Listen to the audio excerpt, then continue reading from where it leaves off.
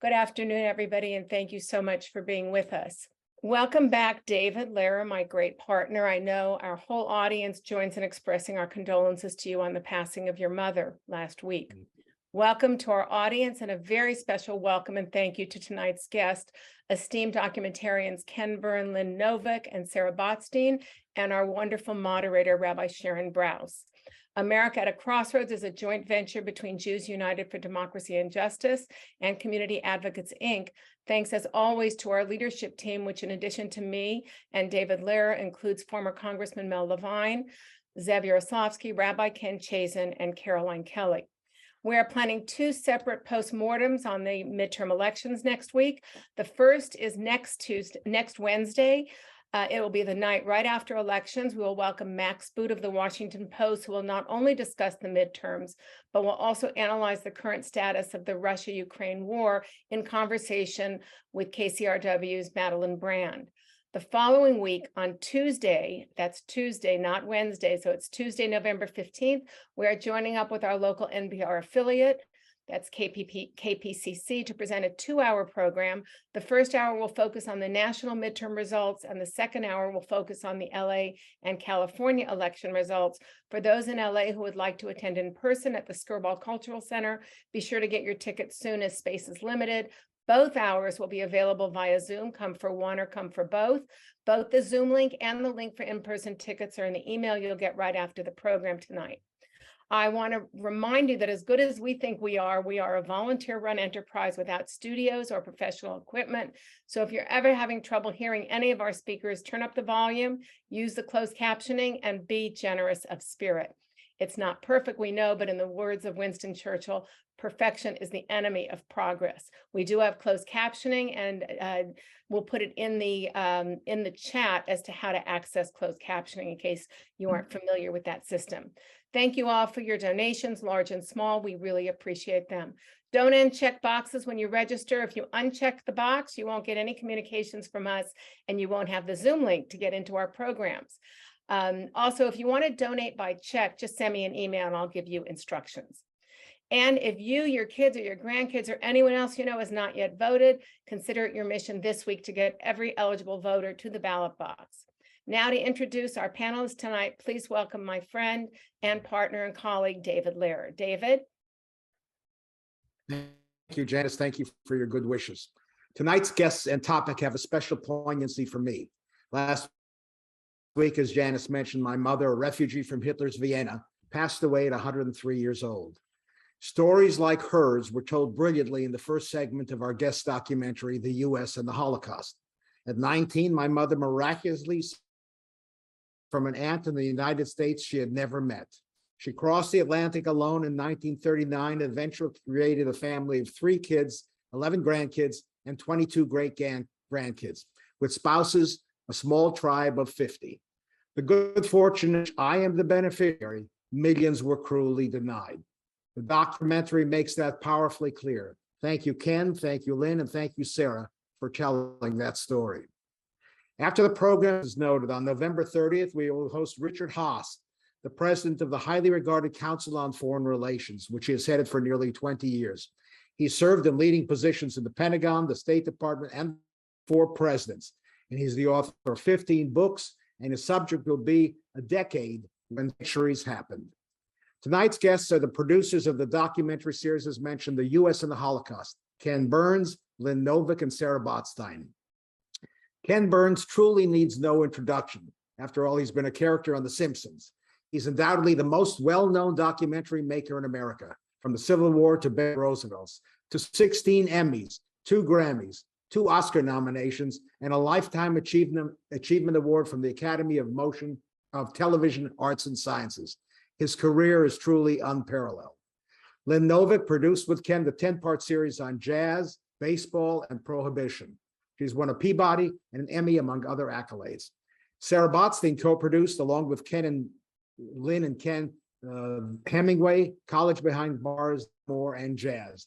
The U.S. and Holocaust is Botstein's directorial debut. For those who may have missed the broadcast of The U.S. and the Holocaust, it can be seen on PBS Prime Video, Apple TV, and PBS. And now for a final introduction, yield to my partner, Janice Kamener-Resnick. Janice? Thank you. And all those links that David mentioned will be in the email that we're sending after the program. It is my honor to introduce Rabbi Sharon Brous. Rabbi Brous is a senior and founding rabbi of Ikar, a most unique LA-based Jewish congregation, which has re-envisioned religious life and created new and popular synagogue model in these times of declining affiliation. Sharon has many remarkable accomplishments, way too many to mention here tonight. She's been recognized repeatedly for her innovation and brilliance. She has been named by Newsweek and Daily Beast as the most influential rabbi in America and has gained extensive recognition as well in the Jewish press, which is not so easy, as a proven thought as well as a community leader. She was featured on the cover of Time magazine a couple of years ago, and perhaps most importantly, she was my son's favorite middle school teacher a couple of decades ago, when we all knew even then that she was destined to do great things. Now we give our program over to Sharon Brous and our amazing panel. Thank you so much, Janice and David. I'm so grateful. And David, Zichrona Livracha, I really hope that your mother's memory is always a blessing to you and to all who knew her. Ken, Lynn, and Sarah, it's really an honor to be with you. I have been fully immersed in this documentary for the past couple of weeks, and I've already learned so much from you, and I'm really looking forward to learning more this evening. I want to start with Rabbi Harold Schulweis, who was a rabbi and teacher to so many of us who are part of this conversation this evening. He wrote an essay in 1988 that was really formative in my thinking about the Holocaust. He said that the Holocaust is the dominant psychic reality in our lives, that it shapes our stance toward the world and our own self-understanding. But he also argued in that essay that the stories that we choose to tell and how we choose to tell those stories is also a choice. And so the question is, how do we remember what happened? What stories are we telling? What lessons are we deriving? So Ken and Lynn and Sarah, I wonder if you can start by telling us, what story are you choosing to tell? And how did you determine what version of that story you wanted to tell here in this film? Oh my goodness. Well, thank you so much. We're honored to be here with you all. This project has a long and complicated genesis. It grew out of a film that the three of us made on the Second World War that came out in 2007 that had a fairly significant scene on the Holocaust. When that was done, a lot of people came up to us with questions, seemed to be animated mostly by misinformation or disinformation, and peppered us with those. And we kind of made note of it and thought there was perhaps another film out of that kind of inquiry, or the kind of legitimate inquiries we thought that would sponsor. 7 years later, I made a film, not with Sarah and Lynn, on the Roosevelts, in which we had a more modest section on the Holocaust. And again, the same questions came up, and we really began looking at ourselves, the four of us, that includes our writer on all the projects that I mentioned, Jeffrey C. Ward. And at that time, we were approached by the Holocaust Museum in Washington, D.C., who said, we are mounting an exhibition that will be out soon called Americans and the Holocaust. And we're wondering if you would like to think about doing a documentary on your own about it, and we can be an association. And we, of course, said yes, and have taken advantage over the last 7.5 years of their scholarship and access to archives and survivors. And so what we really wanted to do was come at the story of the Holocaust. And I agree with the essay that you cited, that it has a kind of psychic importance, not just in the lives and the memories of Jews, but in all human beings, because it represents, as one of our survivors said in the film, the nadir of civilization. If that's the case, then we are all echoing off it in many ways, positive and negatively, for most of our history, backwards and forwards. We just set about trying to find out what actually Americans knew about what was going on. The convenience of American history is that we, prosecuted the Second World War and liberated the concentration camps, and then found out, shock, what had happened. And it's not true.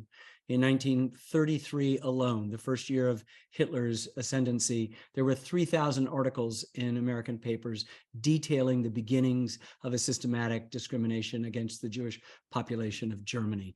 And that, of course, only increased. And so asking ourselves what we knew and when we knew it, and what we did and what we didn't do and what we should have done, questions that then naturally followed out of that. We had to go back and understand an America filled with anti-Semitism, with racism, with nativism and xenophobia, with mistreatment of Native peoples, a country sort of in the thrall of this pseudoscience of eugenics that suggests there's a hierarchy of races, when of course, as everyone knows, there's only one race, and that is the human race.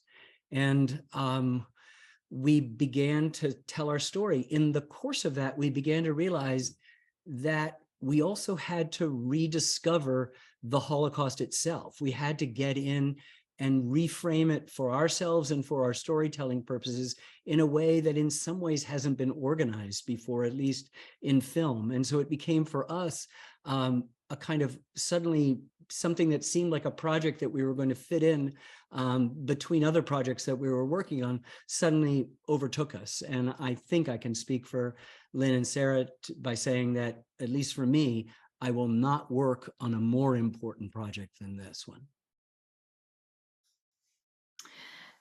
Thank you for that. I have to say, one thing that really astonished me in the film was to learn about the real interplay between what was happening here in the United States and Germany. I recall, as many of us do, in the previous administration, when children were being torn out of their parents' arms at the border a couple of summers ago. And there were protests all around this country with really well-intentioned people who were holding up signs that said, "This is not America. In America, we don't do this." And of course, you know, if you listened carefully, you would hear the undercurrent of voices saying, actually, this is exactly what America is. This has been legal in America for generations, even official policy, and not only to enslaved Black people, but also to Indigenous people.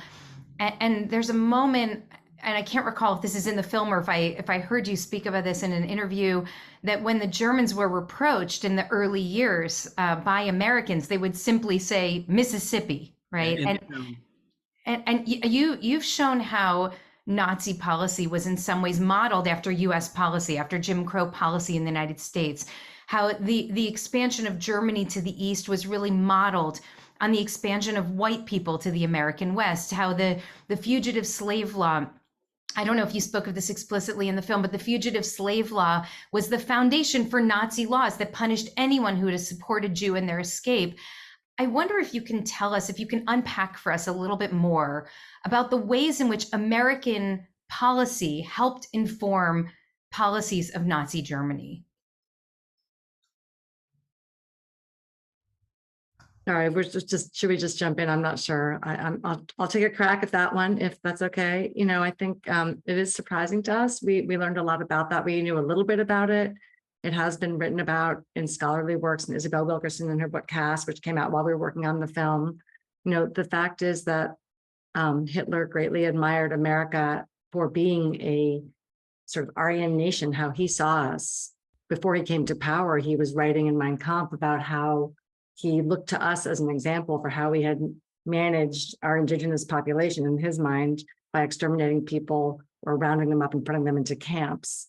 Sounding familiar, and that he envisioned that they would do that. The Germany he envisioned would do that when they moved east. And he also admired America for, as you just were saying, the Jim Crow laws and the way that we sort of codified white supremacy and created a caste system with African Americans as, you know, legally second-class citizens and taking away their rights. And they sent lawyers here to the United States to study exactly how this was done in a legal way. And that is what they aspired to do from coming to power pretty early on. The Nuremberg laws, you can see direct correlation to our Jim Crow statutes. And, you know, that was something that we couldn't have a good answer for, really, in the 1930s. You know, we had authoritarian type of government here in the United States in the Jim Crow South. A significant portion of the population had no rights. And so we could complain about what the Nazis were doing to the Jews when we chose to do that, but there wasn't much of an answer that we could give. You know, and the Black press, the African-American press, was very proactive in covering Nazi atrocities and persecution of Jews and making those connections as well. Mm-hmm. So that was. I think it's important to say, Rabbi, that the United States is not in any way responsible for the Holocaust.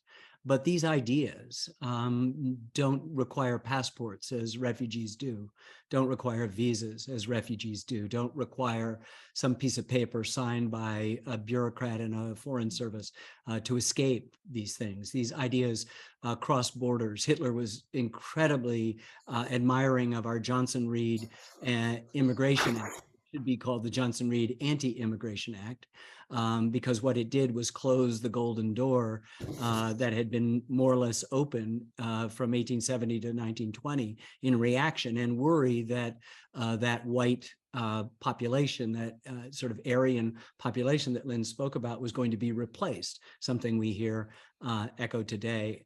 But it's important to understand that we didn't have any responsibility for the Holocaust, and yet these ideas flow freely between nations, as we see today, a new rise of authoritarianism, the attractiveness of those kinds of systems, the victimization, the othering of people, the making of them when there's only us. All of that is part and parcel of a rise of authoritarianism then, and of course now that we are so concerned about. So I think it's important to make those kinds of distinctions, but it's was shocking to us, and I think to our audience, to learn the extent to which there was this insidious cross-pollination of some of the worst ideas human beings have ever come up with. Mm-hmm. It's very profound. I want to speak specifically to what you just touched on, this anti-immigrant sentiment, and you spoke in episode 1. You lift up the contrast between Emma Lazarus on one hand and Thomas Bailey Aldrich on the other. And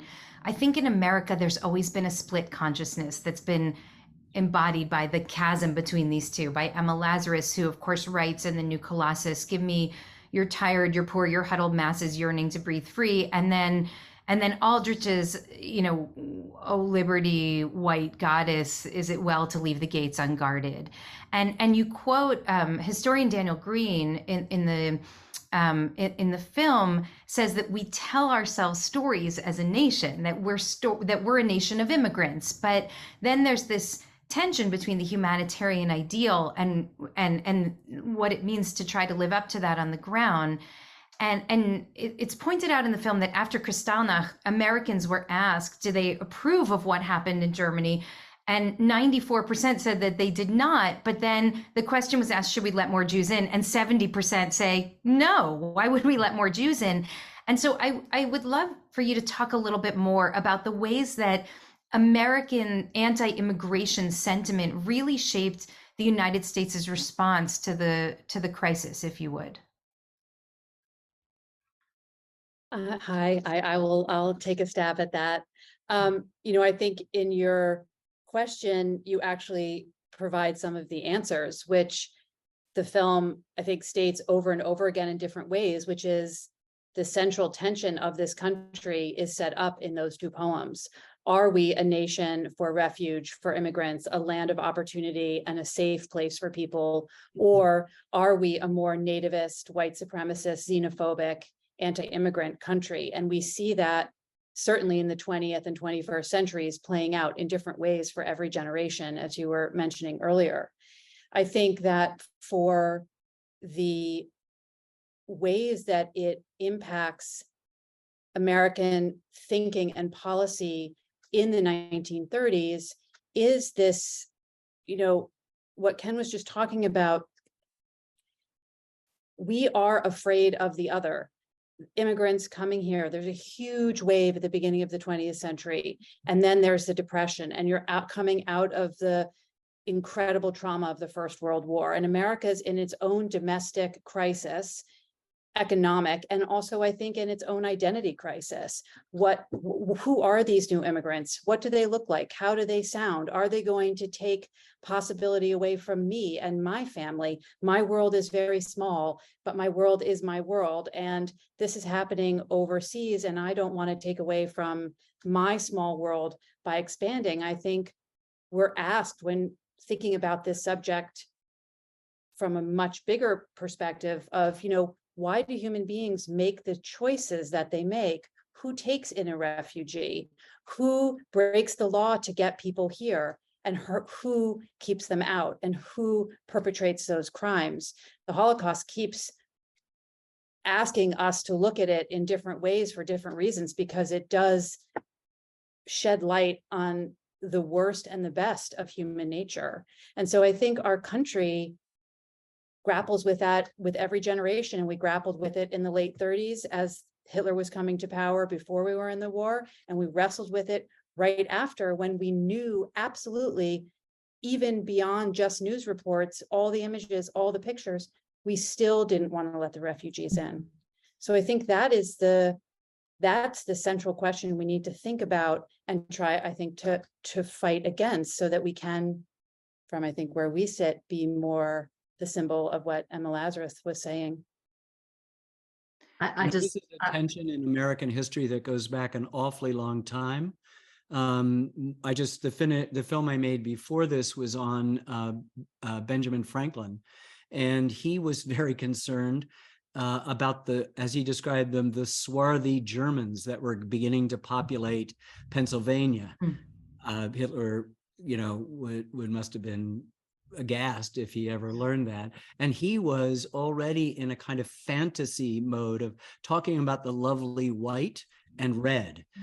He'd already begun to sort of fetishize and kind of romanticize a native population, which he specifically and others were attempting to further dispossess of their land beyond Pennsylvania in the Ohio Valley. So we've had a long history of exclusion. The nativist movement, the Know-Nothings, come up in the 1830s and 40s and 50s, and they're anti-Irish and anti-Catholic.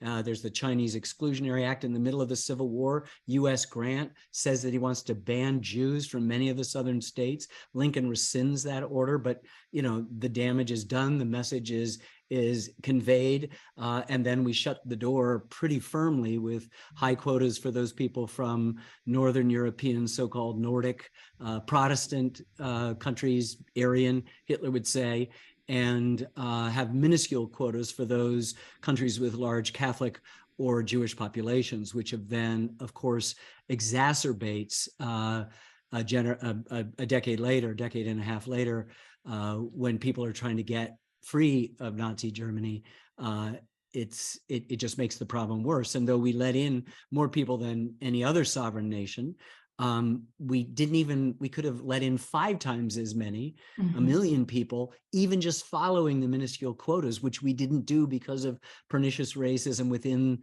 the government, particularly in the State Department. So it's a complex thing that, as we're all feeling, continues to this very moment. I'm going to come back to that in a minute, Ken, but Lynn, I think you had something you wanted to add here.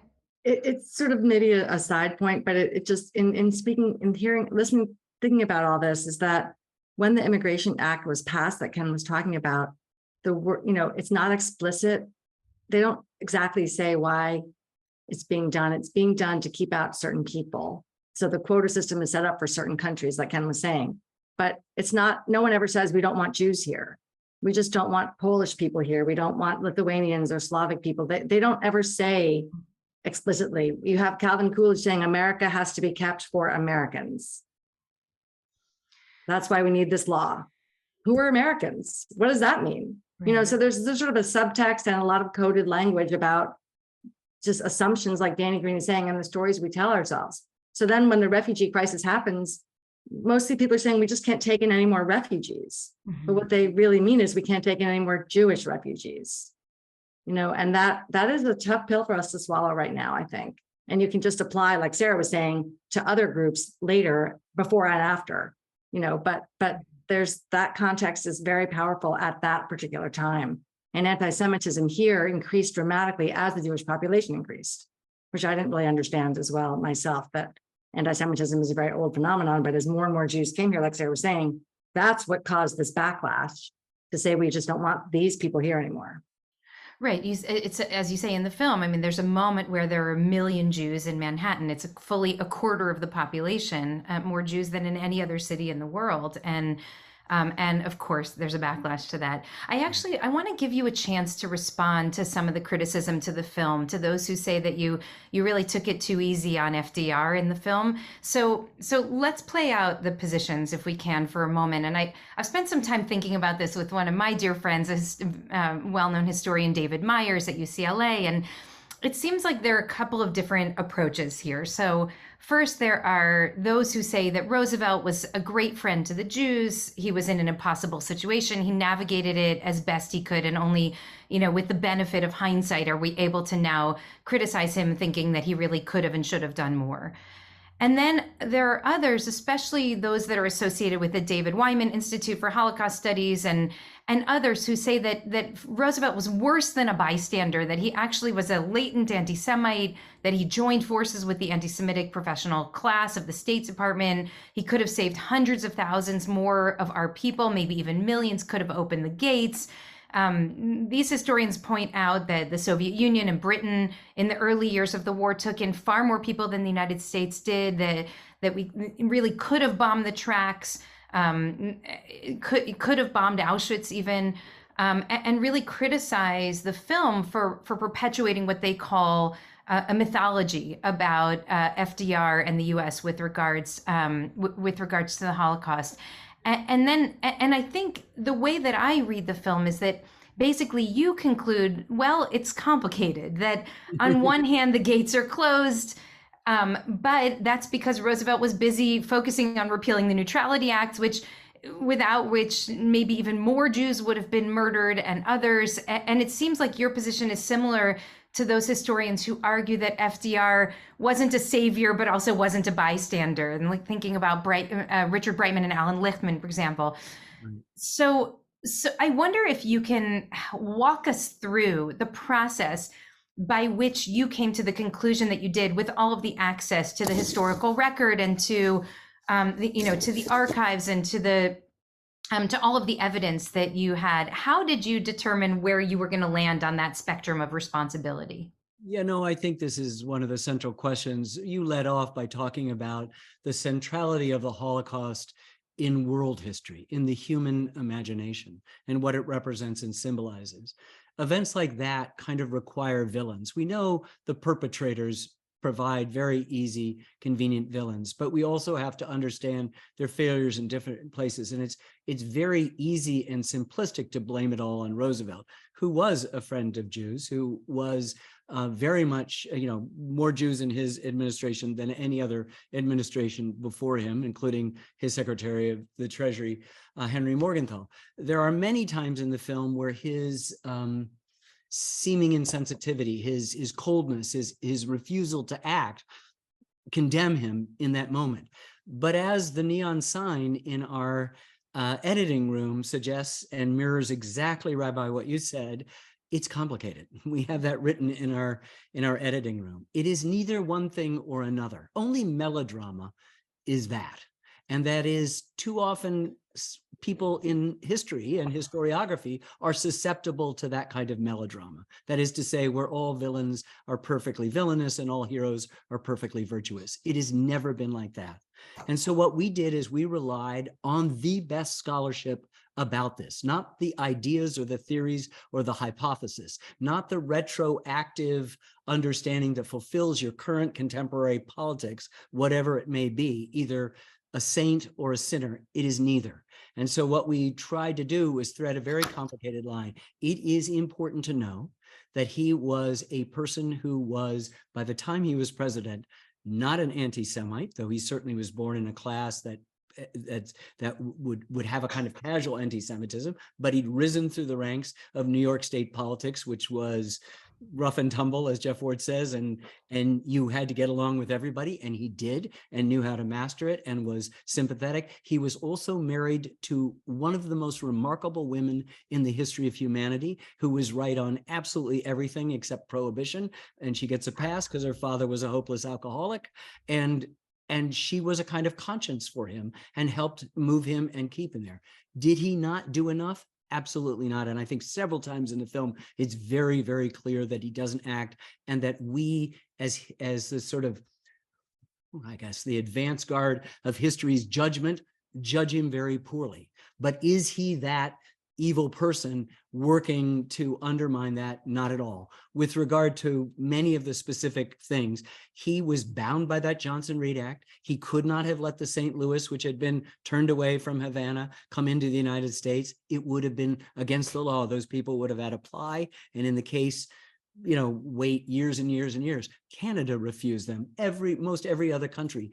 And to your point about the Soviet Union and Britain, by the end of the war, we'd let in far more people than any other sovereign nation did. And we suggest throughout the evidence of the film that it's not enough, as I said before. And as to one of your last points about bombing the rail lines at Auschwitz, our so-called precision bombing was so imprecise that 80% of bombs fell outside 5 miles from their intended target. Auschwitz was bombed unintentionally when bombers were attempting to bomb the IG Farben synthetic rubber plant 5 miles away or more.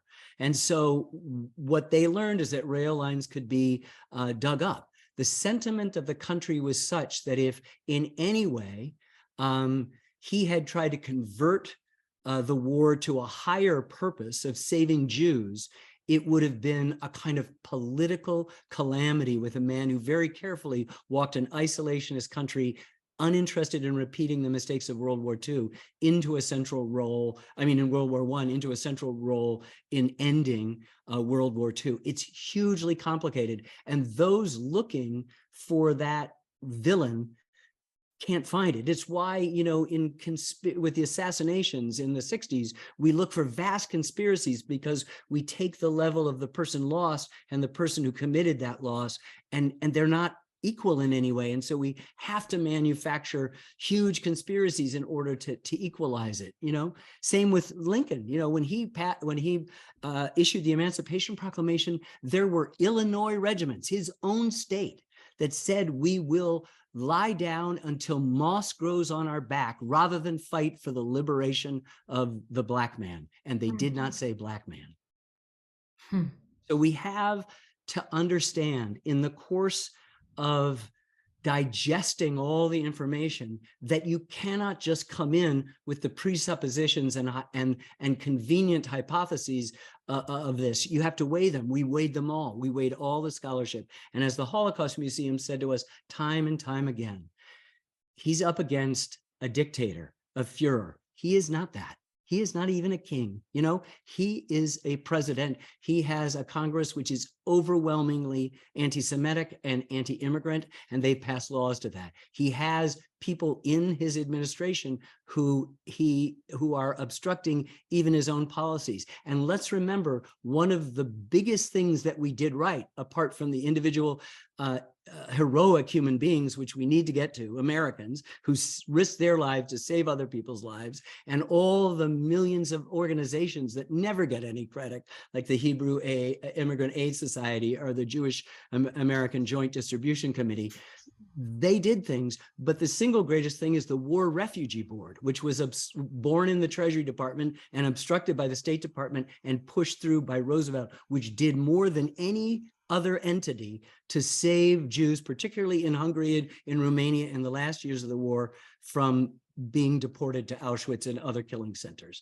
And so you just have to mix them all with it. And I'm sorry that we can't give you an all bad or an all good answer, because as you suggested, and as our editing room's neon sign says, it's complicated.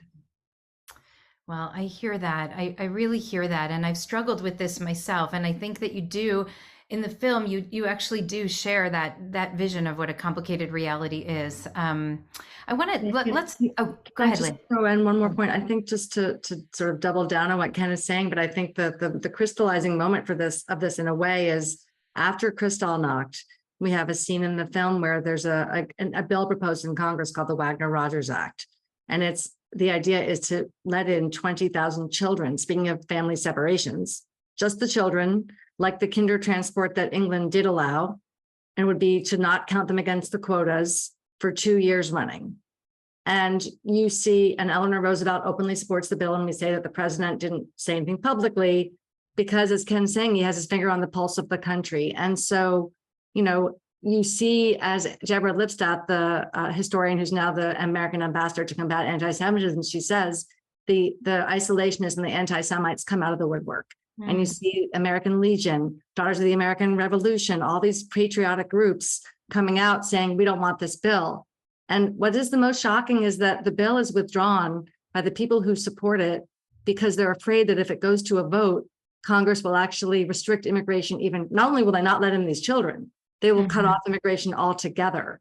And so, the reality of the country, like Ken is saying, of what this is right after Kristallnacht. These people are in mortal peril. Everybody can see it. It's the front page of every newspaper around the world. A lot of, wringing of hands. And our nation was in no way in the mood to welcome even 20,000 children. And Roosevelt understands that. And so, for me, and I think for us putting the film together, it's really important. We could focus on Roosevelt. He's the president, but as Deborah Lipstadt says in the film, you can't pin it on him. It's on all of us. Right. And that is a very tough thing for Americans to swallow. And, there even are Jews who don't want to welcome refugees at this time as well. So this is just, it's much more complicated than to just make it about Roosevelt. And that's what we tried to do in the film. And I think that's something we're, especially grateful to have the opportunity to take the time to give all this context and to really explain what he can and can't do, and also what is going on in our country at that time. You have 20,000 people in Madison Square Garden, saying Sig Heil, and, this needs to be a white Protestant Christian Gentile nation, and we don't want the Jews here in 1939. So, that's real.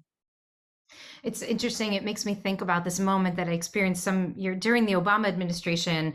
At one of the Hanukkah parties, I was invited. I brought my daughter, who was 11 years old at the time, and we waited at the front. Everyone else went for the latkes, and we went for the rope line. We were just going to stand there so that we could meet the president and Michelle Obama when they came in to shake people's hands. And we waited and waited, and then finally they came through. And my daughter, someone grabbed Obama. But Michelle turned to my daughter, who was 11, and said, and Eva said to her, "My name is Eva Brausleit, and I want to know, why isn't the president doing anything about all these school shootings?"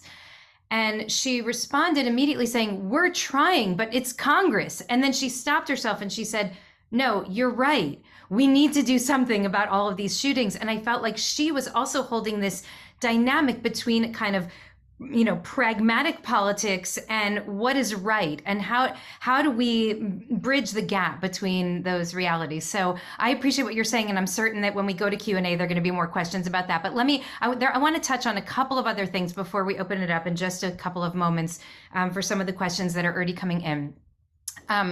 Ken, you spoke a little bit about some of those folks in the United States and who really stood up even in incredibly oppressive and restrictive environments, and certainly those who we call Hasidei Umot Olam, the righteous among the nations in Europe, who found a way to make a choice that often would put their own lives and certainly their livelihoods, but also the lives of their loved ones at risk. And they did. You include the story of Varian Fry, by the way, in your film. I'm thinking about those people who really rebelled against the norms and the expectations of their culture, of their circumstances. And I think a lot about what makes some people risk everything while other people turn away in those moments of greatest moral challenge. What makes some leaders step forward publicly while others will go along with the big lie? What makes one person, Raoul Wallenberg, and I was astonished to learn in this film just how many people Raoul Wallenberg saved, and the other, Breckinridge Long. So given your intense study of this, what answer do you have to that question? What is that, the nature of a person that makes one of us go this way and the other this way? This is the great mystery. I'll yield my time to Sarah to answer this, but it's all in the beginning of the film. It's the descendants of Emma Lazarus and the descendants of Thomas Bailey Aldrich, who, by the way, was not some crackpot crazy from the fringes. He was the editor of the Atlantic magazine. And, who now has a Jewish editor who says we have to live this down.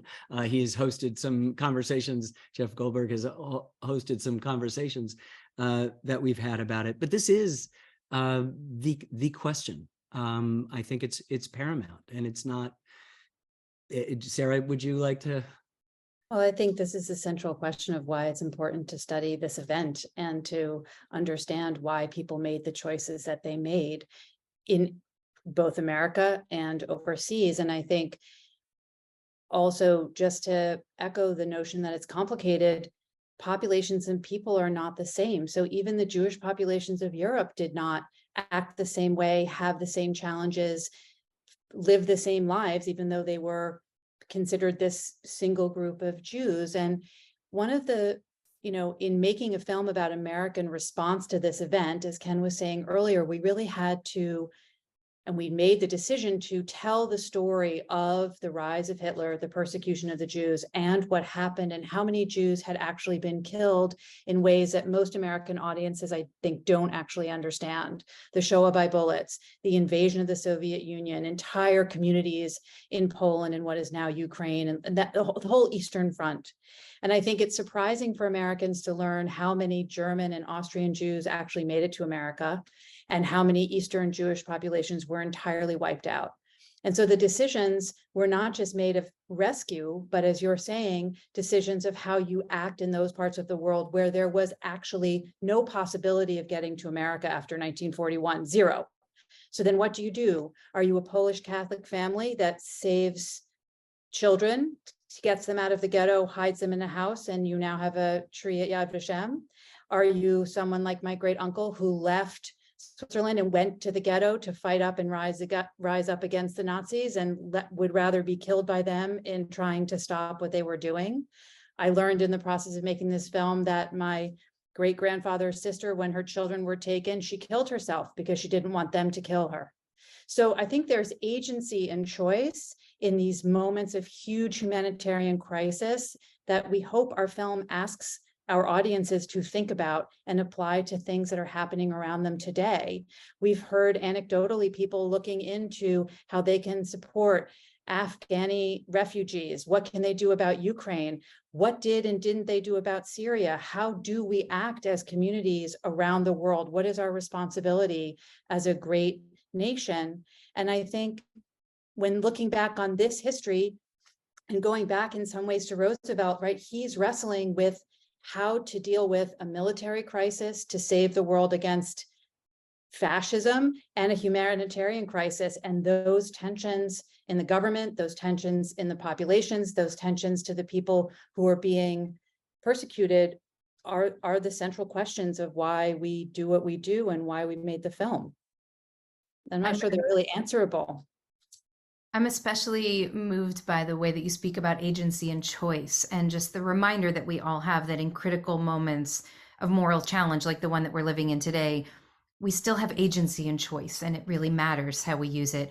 I know that a lot of our people who are with us today are really concerned about the spike in anti-Semitism, especially over the last couple of weeks. It seems like Los Angeles in some ways became the epicenter of this renewed anti-Semitism, really from the former president threatening American Jews if we don't get behind some right-wing Israel agenda, to Kanye's doubling down, tripling down, quadrupling down on anti-Semitic tropes that seem straight out of the conspiracy theorist book, that were used years ago, to the Nazis on the 405 hanging the banner. And I've been thinking about what Daniel Mendelsohn says in the film, that a lot of American Jews were torn between wanting to ring the alarm and not wanting to seem alarmist. And I think that resonates for a lot of us today, because we are alarmed, but we don't want to seem alarmist. And we know that there really were real world consequences to speaking out, even in 1933, as you really share so powerfully in the film.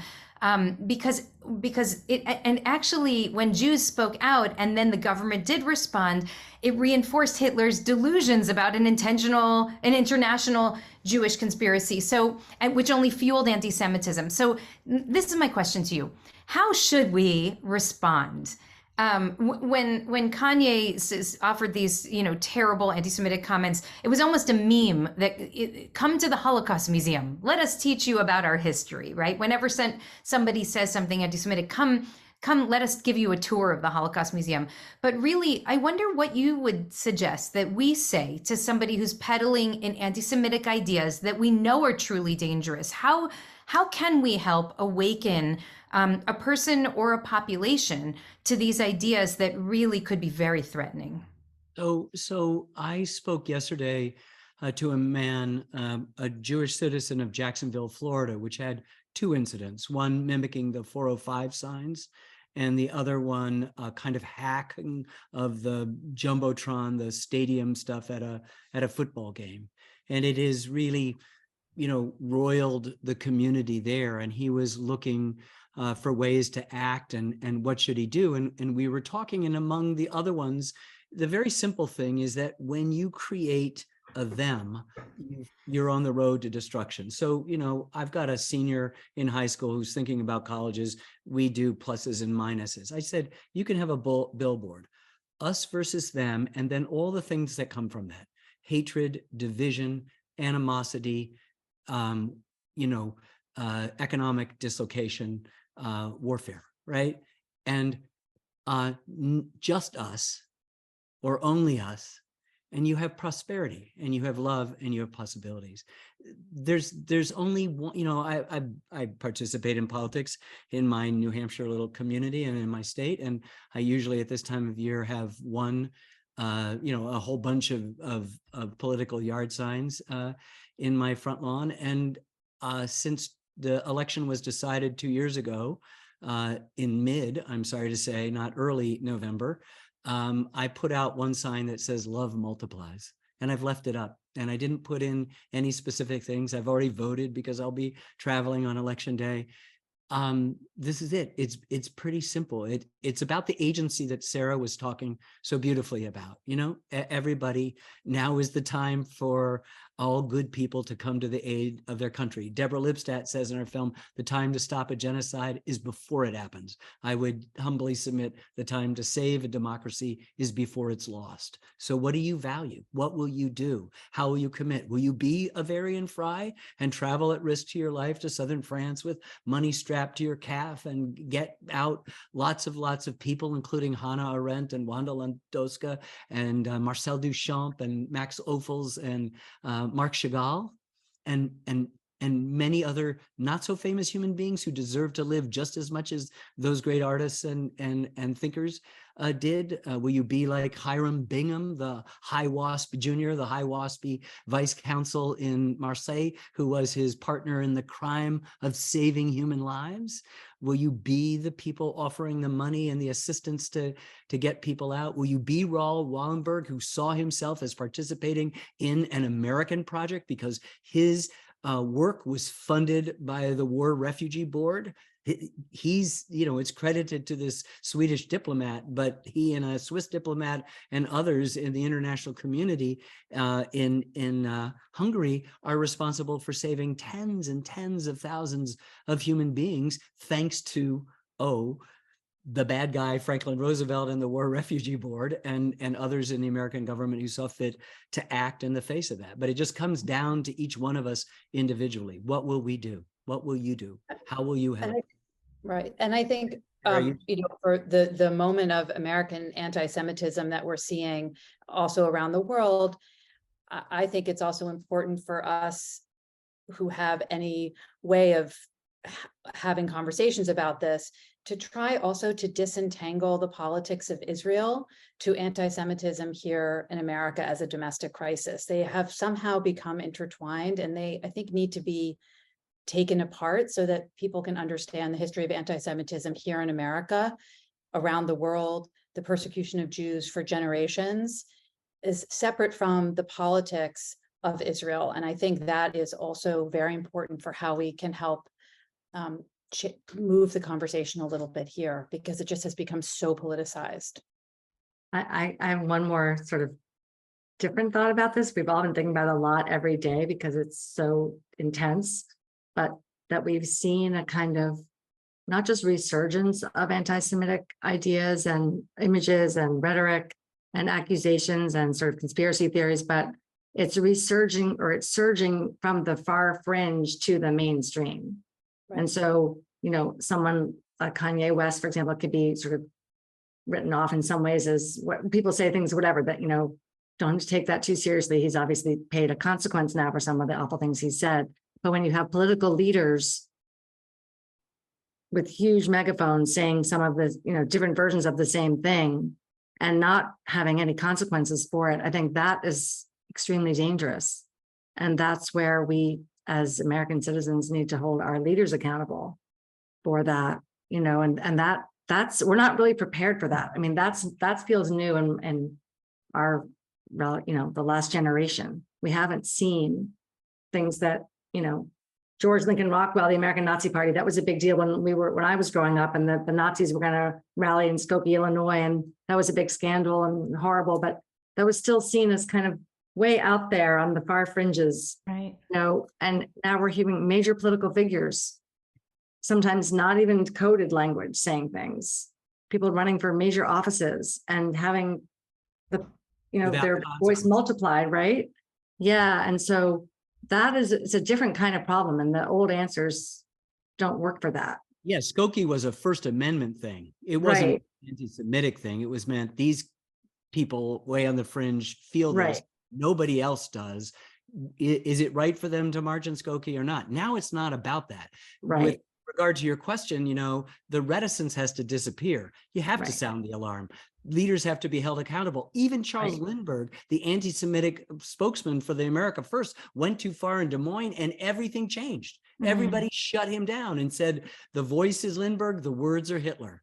And that was it. That was, there's no, that was it anymore. And we have to find out how we can, nobody can in Joseph Welch in the Army McCarthy hearings can say, have you no sense of decency, and that's a huge moment. And that's it for McCarthy. He kind of shrinks away, right? Joe McCarthy. So we now have a situation where there's no shame anywhere. Right. And so what happens is that people see this as an advantage. You can't even condemn the attack on Speaker Pelosi's husband, Paul, because if you were to condemn that, you would be in essence supporting someone you've demonized so much. So look at the last election. Joe Biden of the Democratic Party won by millions and millions of votes in the most fair and accurate election that we've ever had. And there is a huge majority of the other party that did not win that believes that Joe Biden's party is filled with pedophile, blood-sucking, monsters. And that at the head of that is this bumbling guy who is the president of the United States, responsible for all our bad problems, and this evil, scheming Speaker of the House, Nancy Pelosi. So can you walk into that base and say, this is unacceptable? You can't. And that's the real problem, is not that we're shocked that anti-Semitism exists. It's been around for ages. And it's particularly easy because for a country until 1948 that didn't have a country, for people that didn't have a country until 1948, Sarah's comment notwithstanding, they were always the convenient scapegoat. They were the first people that you could say other to, them to, the cause of this problem, rather than looking in the mirror and understanding that it is just us.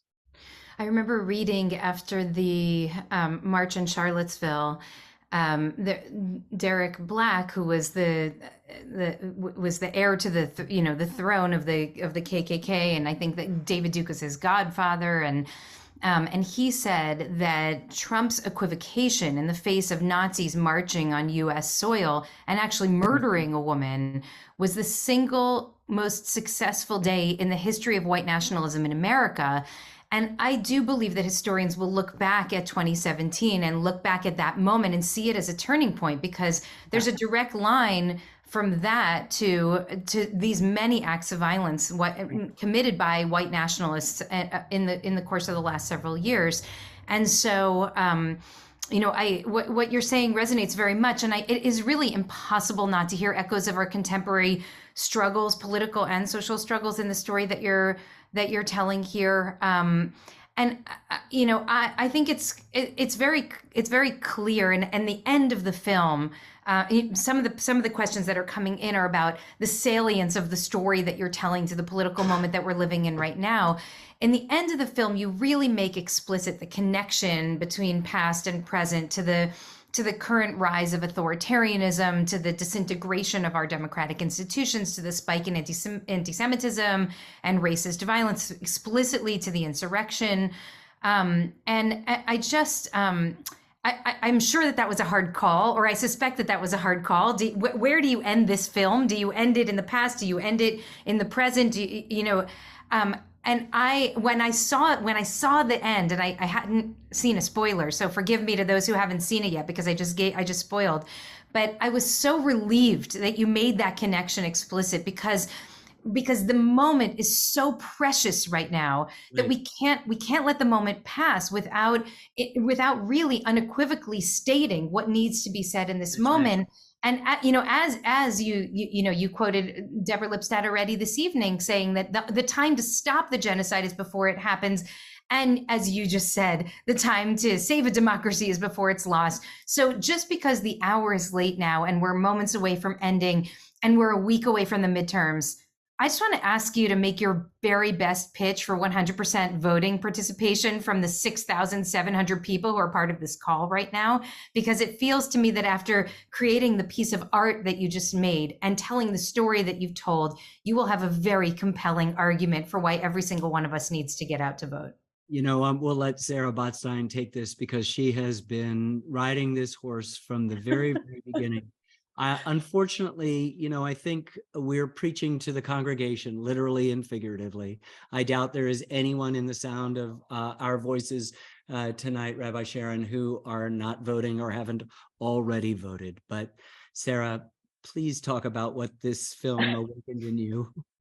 Well, we've been asked a lot about what our takeaway from the film is and why we made the decisions to end the film the way that we did, and what message do we want to give to our young people and to the American public who watch the film. And I have said many times, as Ken is alluding to, that it sounds very simplistic, but my takeaway from this whole film is that it really is a privilege to live in a democracy, that you need to exercise your right to vote at your local school board, for your local government, for your state government, and not just every 4 years. And I'm always surprised, not just here, but in working on the film, to see how few people vote around the world. And why is it? I was raised in a household where you literally could not vote.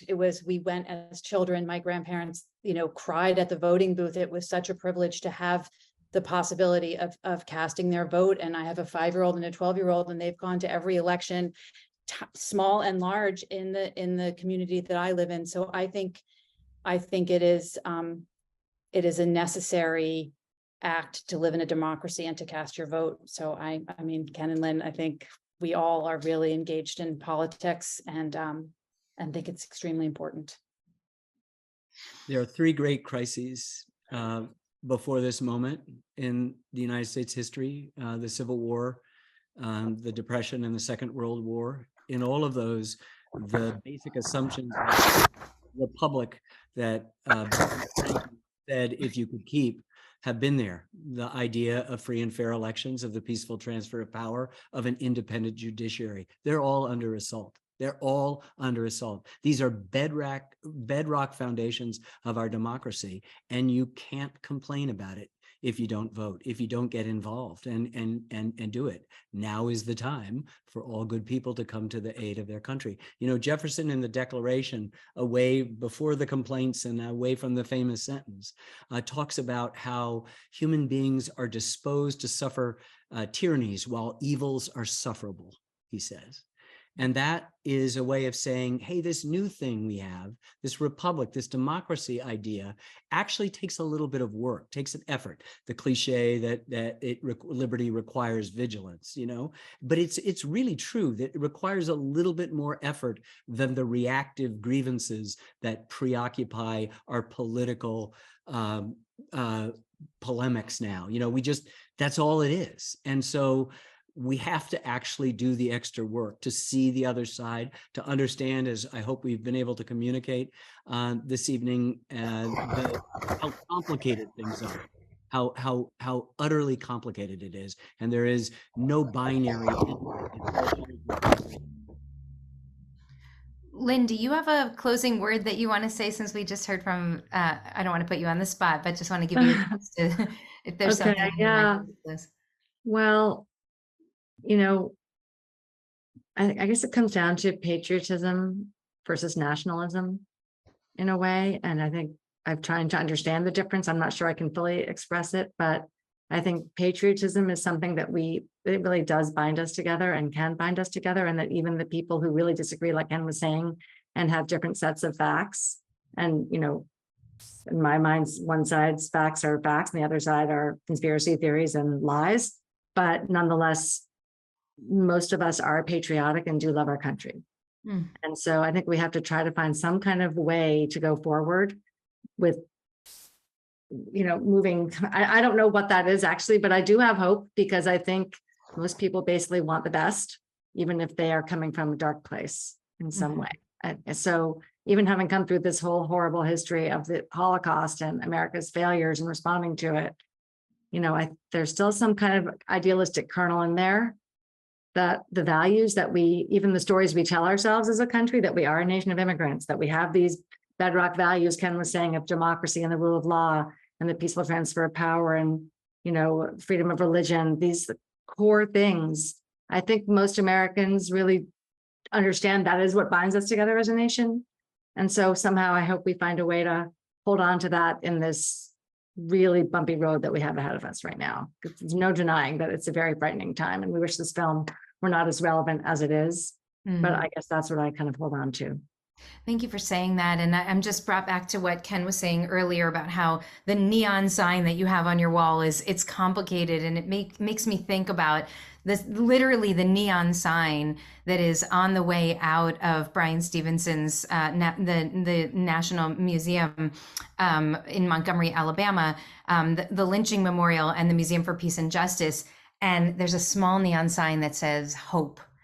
And each time I've walked through that hellscape of American history that is on display in that room, so powerfully and so profoundly displayed, and see hope at the end, I think if he can have hope, then surely there is hope for us all. And I'm haunted by the warning from the beautiful Guy Stern in this film, where he says, we've really seen the worst of human behavior and we have no guarantee that it won't recur.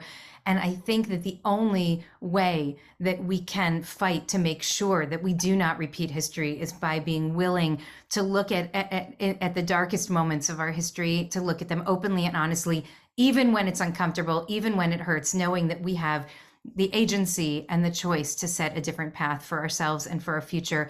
I am so deeply grateful to the three of you for this incredible work of art that you've created. I thank you so much for it. And I want to thank those who brought us together this evening, Jews United for Democracy and Justice.